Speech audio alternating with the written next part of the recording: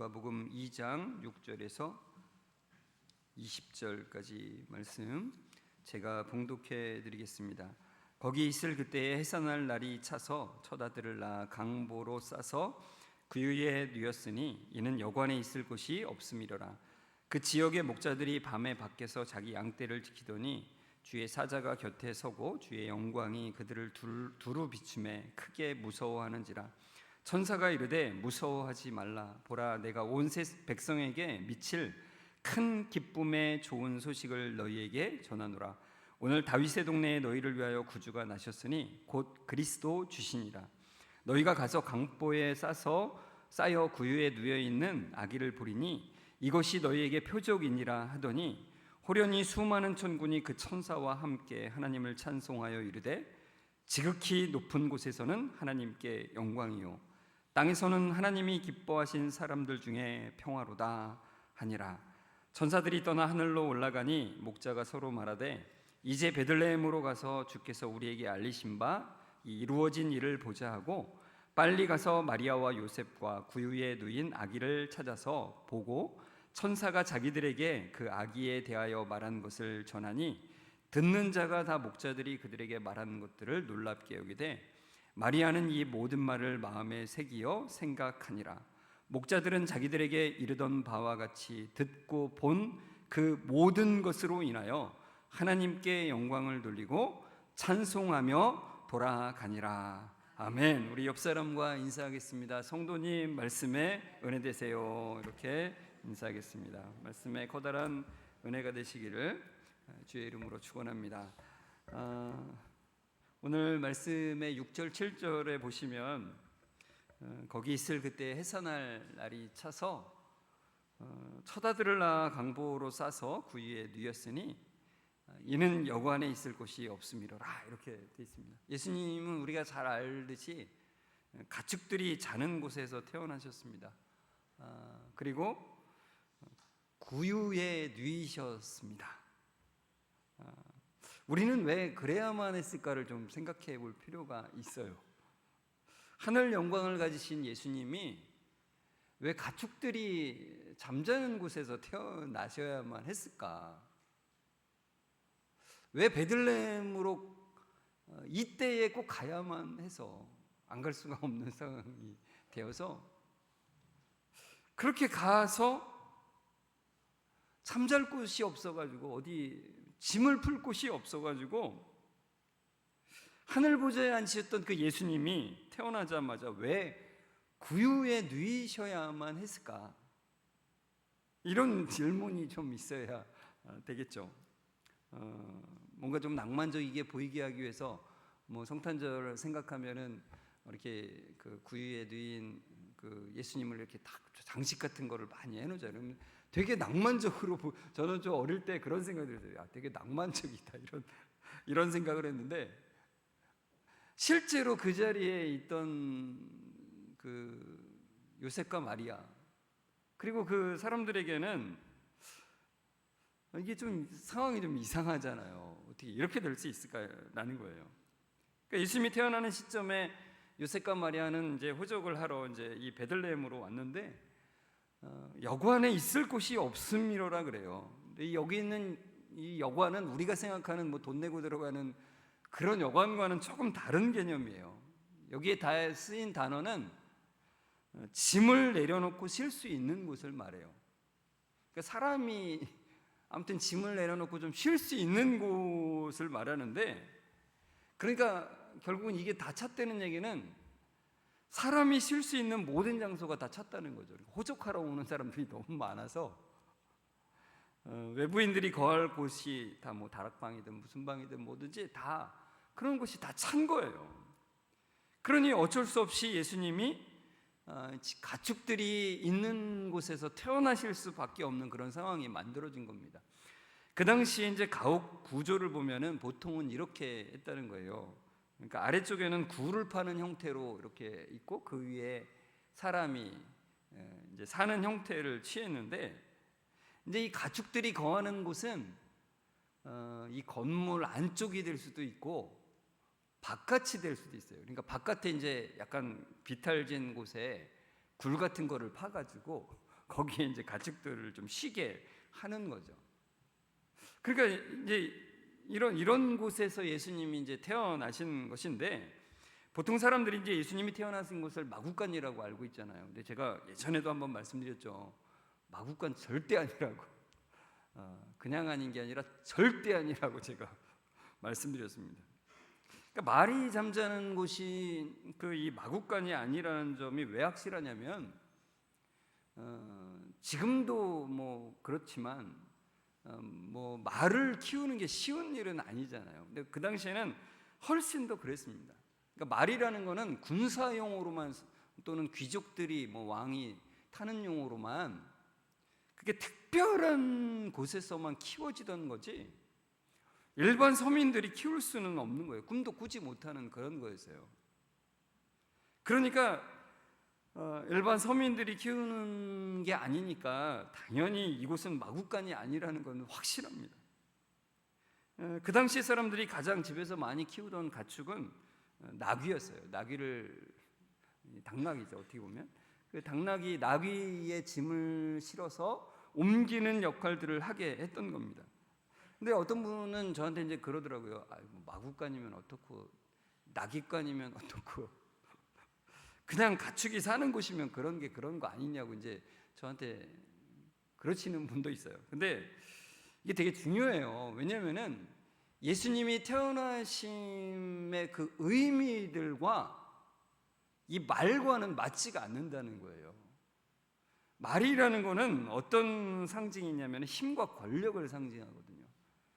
군사력을 의미하기 때문에 예수님이 이 땅에 오시는 것에는 힘을 자랑하는 것, 힘과는 전혀 상관없는 것들로 그 모든 상징들이 다 갖추어져 있기 때문에 예수님이 마구간으로 오셨다는 것은 되게 맞지가 않는 거라 이거예요. 우리 상황에서는 그 마구간이 의미하는 바가 뭔지를 잘 모르니까 그냥 상관이 없는지 모르지만, 성경의 의미를 조금씩 알아가다 보면 마구간에서 오실 수는 없는 것이구나를 분명히 알게 된다는 거죠. 그렇다면 나귀는 어떤 연관이 있는 것일까? 마태복음 21장 5절에 보면은 이런 말씀이 있습니다. 같이 읽어볼까요? 시온 딸에게 이르기를 내 왕이 내게 임하나니 그는 겸손하여 나귀 곧 멍에 매는 짐승의 새끼를 탔도다 하라 하였느니라. 그래요. 예수님이 예루살렘 성에 입성하실 때 무엇을 탔다고요? 나귀를 탔어요. 그래서 여기서 그러잖아요. 예수님은 겸손하셔서 나귀를 탔다는 거예요. 나귀가 의미하는 바가 그거예요. 겸손이에요.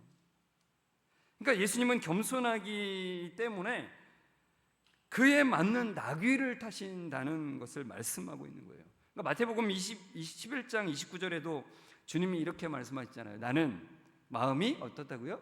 온유하고 겸손하니 나의 멍에를 메고 내게 배우라. 그리하면 너희 마음이 쉼을 얻으리니. 이렇게 말씀하잖아요. 그러니까 주님은 태어나실 때부터 나귀와 연결되어서 태어나신 거예요. 가장 낮은 자리, 그 겸손의 자리에 태어나신 거예요. 또한 낮은 자리에 오셨음을 보여주는 것이 하나가 더 이제 우리가 오늘 본문에 나오는데, 그게 바로 이제 목자들이에요. 예수님이 태어나신 소식을 천사들이 가장 먼저 전해준 이들이 바로 목자들이잖아요. 그래서 이제 8절에 보시면 그 지역의 목자들이 밤에 밖에서 자기 양떼를 지키더니 그래요. 우리가 보기에는 목자도 되게 낭만적인 직업인 것 같잖아요. 그죠? 막 한번 목자가 되어보시고 싶으십니까? 실제로 어떤 목사님이 이걸 연구하기 위해서, 양과 목자에 대해서 연구하기 위해서 한 8년 정도를 목자를 해봤는데, 목자를 해보고 난 다음에 힘들어서 못하겠다 이런 거예요. 너무나도 고되고 힘든 거라 이거죠. 그리고 그 당시에는 특히 이 목자들은 천한 직업으로 생각을 했어요. 그 당시에 가장 비천한 사람들이었어요. 그들은 집안에서 편안히 밥을 먹고 잠잘 수 있는 사람들이 아니라 밖에서 먹고 밖에서 잠을 자야 되는 그런 사람들인 거죠. 그러니까 이게 사람들이 내가 저거를 하리라 이렇게 하는 그런 직업이 아니라는 거죠. 근데 그런 그들에게 예수님의 탄생의 소식이 가장 먼저 전해졌다는 것은 예수님이 가장 낮은 자들을 위해서도 오신 예수님이라는 것을 상징적으로 보여주고 있다는 거예요. 가장 낮은 모습으로 오셨고 가장 낮은 자들을 위해서도 오셨다는 소식이 바로 이것인 겁니다. 그러니까 주의 사자가 목자들에게 나타났고 영광이 목자들을 둘러 비추죠. 그러니까 얼마나 무서웠겠어요. 밖에서 갑자기 엄청난 영광의 빛이 비추는 걸 봤을 때. 근데 그런 그들에게 주의 사자가 두려워하지 말라라고 말하면서 구주가 나신, 구원자가 나신 그 기쁨의 소식을 전하게 되죠. 그리고 갑자기 찬송이 울려 퍼집니다. 이렇게 돼 있죠. 13절에 호련히 갑자기 수많은 천군이, 하늘의 군대죠, 하늘로부터 온 군대가 천사들과 함께 하나님을 찬송하여 찬송을 합니다. 그러니까 하늘의 군대가 말하는 것은 뭐냐면 셀 수 없이 수많은 천군 천사가 임했다는 거예요. 그래서 목자들 주위에서 내려와서 탄생하신 아기 예수를 찬양하는 장면입니다. 이게 상상을 한번 해보십시오. 수많은, 셀 수가 없는 천군 천사가 하늘로부터 내려오고 그 영광의 빛이 거기에 가득하면서 함께 천군 천사가 찬송하는 소리가 울려 퍼지는 거예요. 그러니까 여러분, 이 성경을 읽을 때 눈으로만 읽으면 안 되고 마음으로 상상을 같이 하면서 읽어야 돼요. 그러면 그 장면이 너무나 놀랍죠. 너무나 놀라운 것입니다. 목자들은 도저히 이 상황에서 어떻게 말로 다 표현할 수 없는 그런 영광 가운데 거하게 되는 거죠. 근데 우리가 이제 이 장면을 생각해 보면서 하나 생각해야 할 것이 있어요. 우리는 예수님이 인간의 몸을 입고 오신 그 측면으로만 생각한다면 이게 예수님께는 기쁨이라기보다는, 영광이라기보다는 고통이라는 것을 우선 생각해야 된다는 거예요. 그러니까 빌립보서 2장 6절과 7절 말씀이 이렇게 돼 있어요. 그는 근본 하나님의 본체시나 하나님과 동등됨을 취할 것으로 여기지 아니하시고 오히려 자기를 비워 종의 형체를 가지사 사람들과 같이 되셨고, 그 영광의 하나님이 그 하늘의 보좌에 앉으신 그 보좌를 내려놓으시고 종의 형체를 가지셨다는, 인간의 모습을 입고 이 땅에 오신 것이라 이거예요. 그러니까 이게 이해가 잘 안 되잖아요. 우리가 뭐 만약에 이해를 조금이라도 돕는다면 이런 거죠. 우리가 사람이잖아요. 사람인데 개미를 구원하기 위해서, 개미와 소통하기 위해서 우리가 개미가 되는 것? 그럼 개미는 너무 귀여운가요? 바퀴벌레로 할까요? 우리가 바퀴벌레가 된다고 생각해 보십시오. 그러니까 어떻게 보면 우리가 개미가 되고 바퀴벌레가 되는 것은 고통이잖아요. 너무나 좋은 일이 아니잖아요. 그러니까 예수님으로서는 그냥 우리가 바퀴벌레가 되는 것보다 상상할 수 없이 더 고통인 거죠. 비교할 수조차 없는 거죠. 그러니까 예수님으로서는 이게 굉장한 고통의 때인 것인데, 근데 그 고통을 지금 이 천사들이 노래하는 것으로는 하나님께 영광이고 사람들에겐 평화, 그 기쁨이라고 말하는 거예요. 기쁨의 좋은 소식이라고 말하는 거예요. 그러니까 예수님은 고통이신데 성부 하나님과 천사들과 그 구원받을 인간들은 놀라운 기쁨을 누린다는 거죠. 그러니까 하나님이 인간이 되신 그 사상 초유의 사건인 그 성육신이 단순히 고통이 되지 않고 죄와 사망의 늪에 빠져 있는 인간을 구원하는 기쁨과 영광의 자리가 된다는 거예요. 그래서 요한복음에는 이제 이 때라고 하는 말이 많이 나온다고 제가 말씀드렸잖아요. 그 때는 주님의 십자가 지시는 때를 가리키는데, 그런데 주님은 그 때를 뭐라고 말씀하시냐면 영광을 얻을 때라고 말씀하신다는 거예요. 요한복음 12장 23절을 보시면 예수께서 대답하여 이르시되 인자가 영광을 얻을 때가 왔도다. 그러면서 이제 24절에 그 말씀을 하시잖아요. 한 알의 밀이 땅에 떨어져 죽지 않냐면. 그러니까 이 한 알의 밀은 예수님을 말하는 거예요. 그 예수님이 죽으심으로 수많은 열매를 낳게, 수많은 생명을 낳게 될 것이라는 것을. 그것이 하나님께 영광이 된다는 거예요. 그것이. 한 알의 밀이 땅에 떨어져 죽는 것은 고통이잖아요.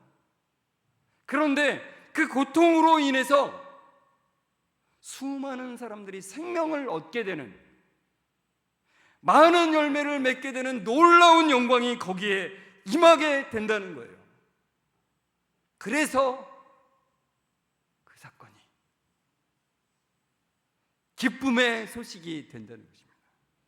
하나님께 영광이 되는 거예요. 하나님의 뜻이 이루어지는 것이기 때문에 그렇다는 것입니다. 그래서 천군 천사가 이렇게 노래합니다. 같이 읽어볼까요? 누가복음 2장 14절 시작. 지극히 높은 곳에서는 하나님께 영광이요 땅에서는 하나님이 기뻐하신 사람들 중에 평화로다 하니라. 그래요. 하늘에는 영광, 땅에는 평화. 하나님의 아들이 구세주로 이 땅에 오신 것은 하나님께 영광입니다. 하나님의 뜻이 이루어지는 거예요. 그 구원이 이루어지는 거예요. 수많은 열매가 맺어지는 거예요. 그리고 그의 은혜를 입은 사람들에게는 평화를 가져다 준다는 거예요. 이 땅에.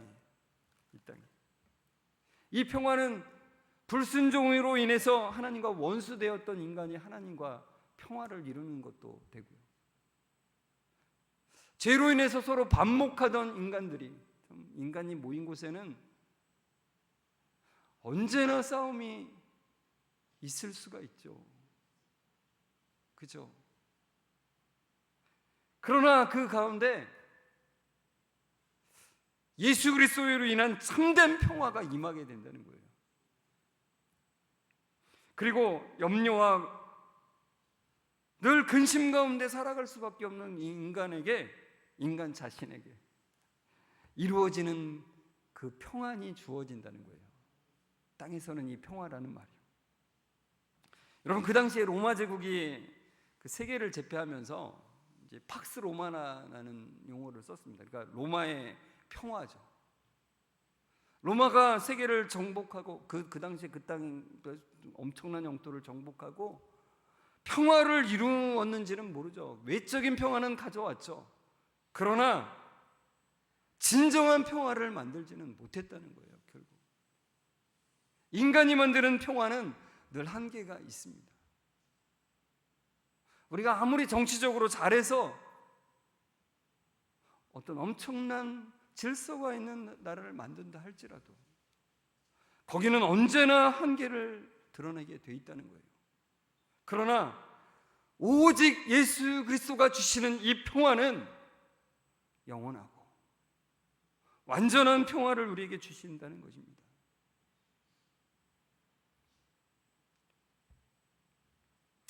천사들이 웅장한 찬송을 하고서 하늘에는 영광, 땅에는 평화의 그 놀라운 찬송을 하고서 이제 하늘로 올라가게 됩니다. 그리고 목자들은 어떻게 해요? 이제 베들레헴으로 달려가는 거죠. 천사들이 알려준 대로 그 구유에 누인 아기를 찾아가는 거예요. 그리고 보게 됩니다.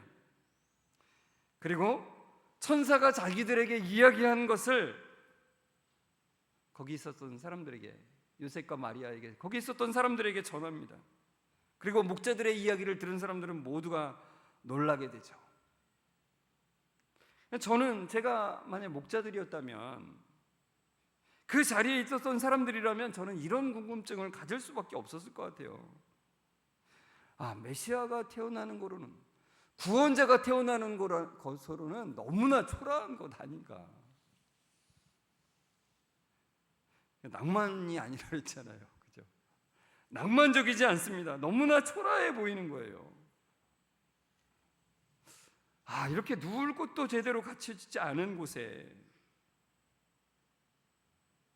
나귀가 먹던 그 밥그릇에 있으셔야만 하는 것인가? 그러니까 그 당시에 유대인들이 생각하는 그 메시아의 태어남의 모습, 그것과는 너무나 거리가 먼 거예요.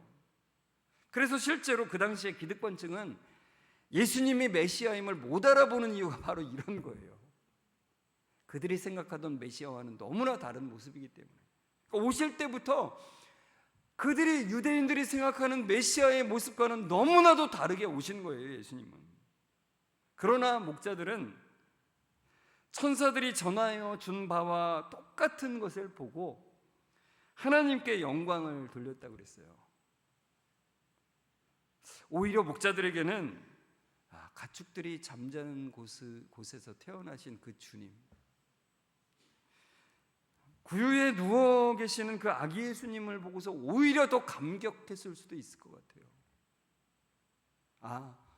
부자들이나 권세 있는 자들을 위해서 오신 것이 아니라 우리같이 천한 자들을 위해서 오셨구나라고 하는 그 감격이 오히려 그들에게는 더욱더 넘치지 않았나 합니다. 여러분, 예수님은 구유에 누워있던 이 모습과 연결되는 말씀을 나중에 이제 공생애 사역을 하시면서 말씀하시는 게 있어요. 그게 바로 누가복음 9장 58절인데요. 같이 읽어볼까요? 예수께서 이르시되 여우도 굴이 있고 공중에 새도 집이 있으되 인자는 머리 둘 곳이 없도다 하시고, 인자는 머리 둘 곳이 없어요. 거처가 없어요. 집이 없는 거예요. 태어날 때부터 예수님은 거할 곳, 집이 없으심을 사실은 선포하고 태어나신 것이나 마찬가지라 이거예요. 예수님은 왜 거처가 없으셨을까? 왜 없으셨을까요? 예수님은 끝내 이 땅 가운데 거처를 삼지 않으시고 우리를 거처로 삼으셨다는 거예요. 이 말씀은 우리의 마음을 주님의 거처로 삼으셨다는 거예요. 그러니까 여러분, 높은 지위에 있건 낮은 지위에 있건 부자이건 가난한 사람이건 똑똑한 사람이건 좀 덜 똑똑한 사람이건 그런 외적인 것과는 전혀 상관없이 예수님은 마음이 가난한 자의 마음을 거처로 삼으신다라고 말씀하신 거예요. 심령이 가난한 자는 복이 있나니 어떻게요? 뭐가? 천국이 저희의 것입니다. 그러니까 예수님이 이 말씀을 통해서 심령이 가난한 자의 마음에 내가 거하는 것이다라고 말씀하신 거예요. 참 놀랍지 않습니까? 신분, 고아, 귀천, 똑똑함 이런 거 상관없이 마음이 가난한 자의 마음에 거하시겠다라고 말씀하시는 거예요. 마태복음 1장 23절에 이런 말씀이 있습니다. 같이 읽어볼까요? 보라, 처녀가 잉태하여 아들을 낳을 것이요 그의 이름은 임마누엘이라 하리라 하셨으니 이를 번역한즉 하나님이 우리와 함께 계시다 함이라. 그래요. 여러분, 예수님은 우리와 함께 하시기 위해서 이 땅에 오셨어요. 임마누엘의 하나님이시라는 거예요. 그러니까 아기 예수님이 구유에 누우신 것은 곧 머리 둘 곳이 없으신 주님을 보여주시는 것이고, 그리고 그것은 곧 태어날 때부터 우리와 함께 하시기 위해서 오셨다는 것을 보여준다는 것입니다. 그러니까 구유에 누이신 것을 보고 제가 어린 시절에 생각했던 것처럼 낭만적이다 이런 게 아니라 주님이 내 마음에 거처하시기 위해서 오셨구나, 나와 함께 하시기 위해서 오신 것이구나, 내가 어떤 상황에 처해 있든지 간에 상관없이 마음이 가난한 나의 마음을 보시고 나에게 거처하시기 위해서 오신 것이구나라는 것을 우리에게 보여주시고 계시다는 것입니다. 여러분, 구유에 누워 계시는 그 아기 예수님을 생각하시면서 주님을 내 마음속에 모셔드리고 싶은 그 마음으로 날마다 살아가시는 여러분들 되시길 주의 이름으로 축원합니다. 이 말씀을 보시면서 우리 찬송가 286장 3절을 부르시는데요, 주 예수님 내 마음에 오사 날 정결케 하옵소서. 주 예수님 내 마음에 오사 날 충만케 하옵소서. 사랑의 주님 내 마음에 찾아와 주십시오. 저의 마음을 심령이 가난한 심령으로 만들어 주시고 주님을 향해서 바라볼 수 있도록 주님 도와주옵소서라고 하는 마음으로 우리 함께 찬송했으면 좋겠습니다. 같이 찬송합니다.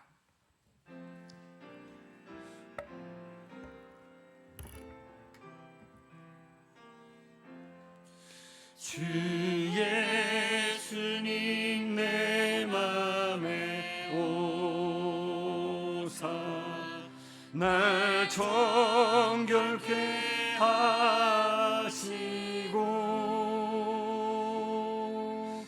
그 은혜를 내 맘에 채워 늘 충만케 하소서.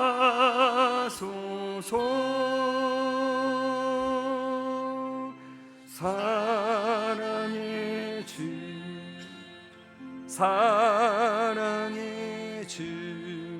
내 마음속에 찾아오사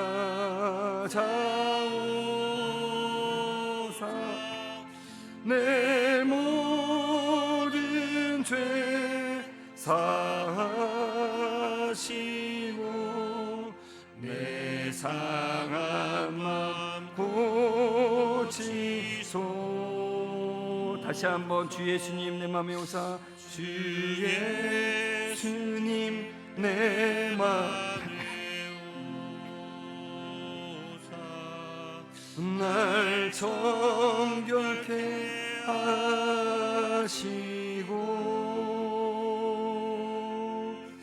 그 은혜를 내 맘에 채워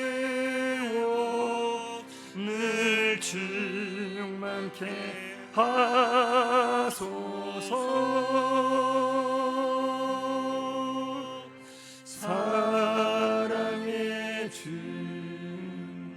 사랑의 주 내 마음속에 찾아오사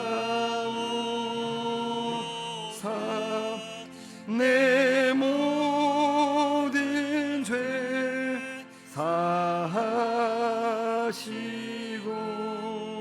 내 상한 맘 고치소서.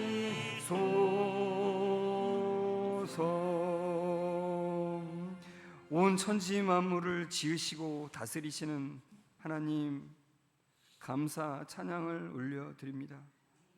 창조자이시며 만물의 주관자이신 예수님이 이 땅에 인간의 몸을 입고 오신 것이 얼마나 놀라운 것인지를 하나님 우리는 다 깨닫지를 못합니다.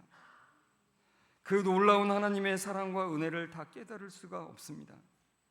그러나 우리에게 이 시간 그 사랑을 또한 보여주시고 더 깨닫게 하시니 감사합니다. 이 세상에 그 어떤 곳에도 거처를 삼지 않으시고 우리를 거처로 삼으신 주님을 찬양합니다.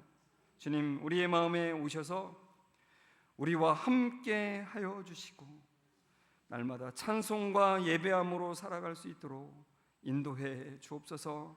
늘 마음에 주님을 모셔드리는 은혜를 주셔서 주님과 함께함의 은혜를 충만히 누리게 하여 주옵소서.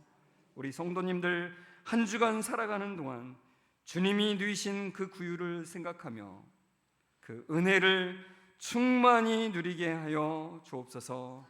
하늘 영광을 버리시고 이 땅에 오신 예수 그리스도의 이름으로 감사하며 기도드리옵나이다. 아멘. 우리 주 예수 그리스도의 은혜와 하나님의 사랑하심과 성령님의 교통하심이 주님 내 맘에 오사 늘 함께하여 주옵소서라고 하는 고백으로 나아가는 우리 모든 성도들과 그 가정 위에 지금부터 영원까지 함께 있을지어다. 아멘.